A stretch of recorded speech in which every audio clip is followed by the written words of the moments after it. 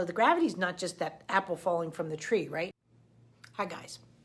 One of the things I wanted to talk to you about is mass being equal. It really isn't.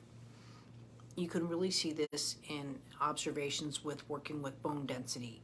Now, as you know, I'm a movement specialist, and that's where I'm coming at this and one of the things that I work with are rare conditions. So children with rare conditions don't develop the way they do. Children with trauma don't develop the way they do when they're not exposed to what I'm trying to teach you here in gravity and movement, right? So we can't say necessarily it's the condition that causes this, but we can't say it's the condition when it's also a medical apparatus, which also cause complications within the condition, but we can.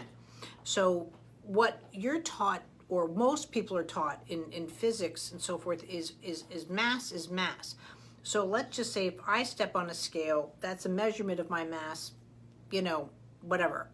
And you step on the scale. So I could have 5 people, let's say, that are 150 pounds, approximately 5'6". Their organization to gravity will be different. Now, one of the ways that this can be so is actually bone density.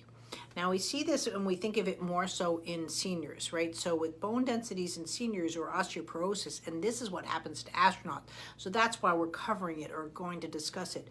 Your bones have a certain density within them, and we're all different that way.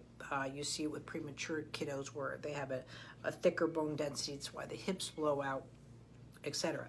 But when you start to get osteoporosis, one of the side effects is the webbing inside the bone. I'm just going to simplify everything, starts to decrease. So you get these air pockets. So one of the reasons why someone might fall with osteoporosis is because actually their webbings are changed and they're actually getting a buoyancy hit, right? Where parts of their system actually become lighter than the gravity interaction, that binding force, and where the gravity has got its own reference to mass, and they get thrown off, and it brings the system down.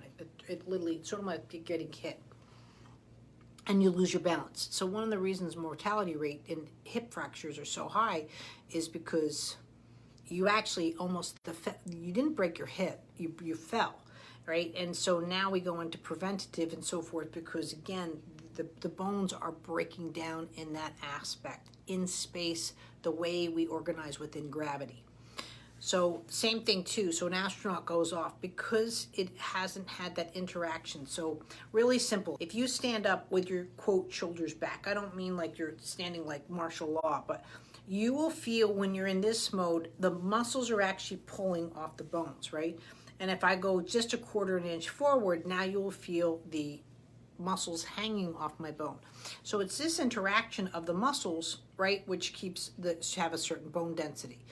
It's the interactions of the muscles, right? It's not the strength of the muscles, right? So when you're going into all of that and you're looking at an astronaut, well, they're not getting that neurofeedback whatsoever, and their bones just go whoosh. And I really think that when we're looking at long-term space travel, one of the biggest concerns is I have a feeling that they're going to be harder on women, because women just have a higher rate of osteoporosis because of this muscle function. We lose our muscles more so because of the way that our testosterone and biomechanics work out. And therefore, depending on when that hits as well, we look at it as a chemical reaction, which isn't necessarily the sense. But at the same time, when I'm working with someone, let's say with SMA, and they have a bone density issue, right? So a lot of SMA tends to have weaker, lighter bones, right? They don't get the same bone density. Why? Because the muscles get hit for the lower motor neurons, which start at the back of the neck down, but also your rotational. The troponin is very high in SMA. It's very similar to a stroke, and it affects the muscles, and the muscles don't have that rotation within the myosin actin and the sarcomeres. So you have a density issues. So in a sense, if you look at a child or work with a child with SMA, their feet, their extremities especially, and even like my fingers line up like this, you will see a narrowness at the tips. Like one of the things they really should catch in infants is the SMA kiddos. The hands start to narrow, and so the grip is different. Sort of like this crosses over. I'm not saying it right, but imagine each tip of my finger narrowing out, right? So you'll see that decrease. That's an SMA trait. but the feet are also much lighter, and they have a bone density issue, and so lots of times the hips go, but they can't do the surgery per se on the hips because of the bone density issue, and it goes back and forth.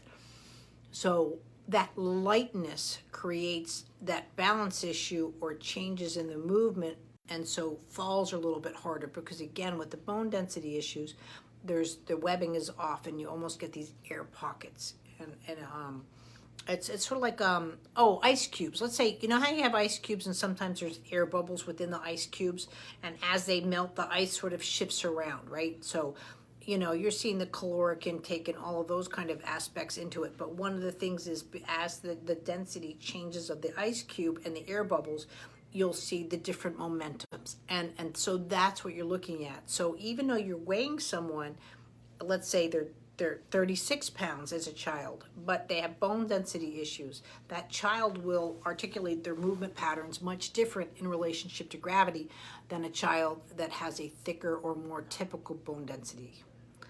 Same thing with an adult. So as we grow older, right, this is why bone density is so important. It's not to keep our bones strong, right? It's to keep the buoyancy factor within our absolute horizon, within our system, our bodies, more functional. And you want functional movement because that's where the structure of the body remains intact. Thanks.